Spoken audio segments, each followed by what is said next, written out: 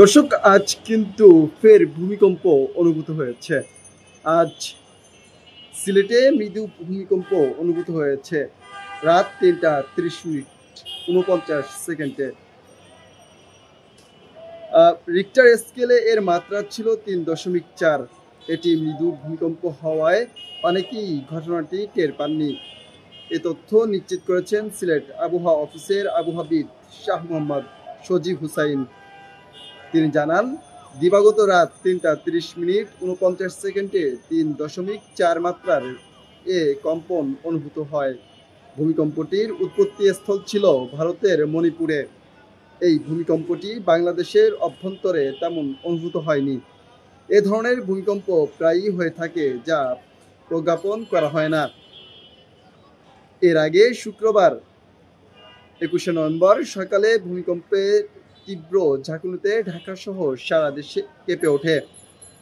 সে ঘটনায় শিশুসহ ১০ জন নিহত ও ৬ শতাধিক ব্যক্তি আহত হয়েছিলেন। আবহাওয়া অফিস জানিয়েছেন, রিক্টার স্কেলে ভূমিকম্পের মাত্রা ছিল ৫.৭। সবচেয়ে বেশি ৫ জনের মৃত্যু হয়েছে নরসিংদীতে।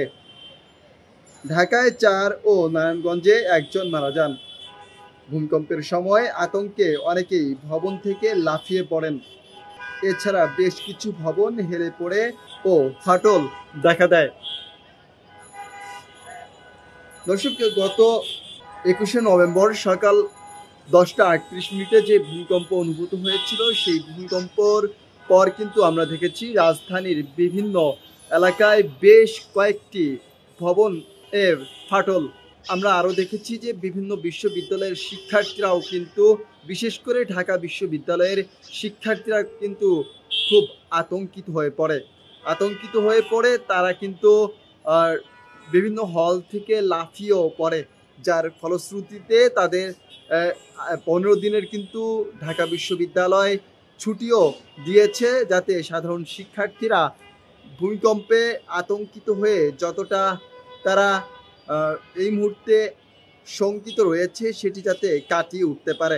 আমরা দেখেছিলাম যে ২১শে নভেম্বর সকালের যে ভূমিকম্প, সেই ভূমিকম্পের পর কিন্তু পরদিন পরপর ২বার এবং তার আগে সকালে একবার, মোট ৩বার, অর্থাৎ দুদিনের মাথায় কিন্তু ৪বার ভূমিকম্পের সাক্ষী হয় বাংলাদেশের মানুষ, যার দুইটি ভূমিকম্পর উৎপত্তি স্থল ছিল নরসিংদীতে।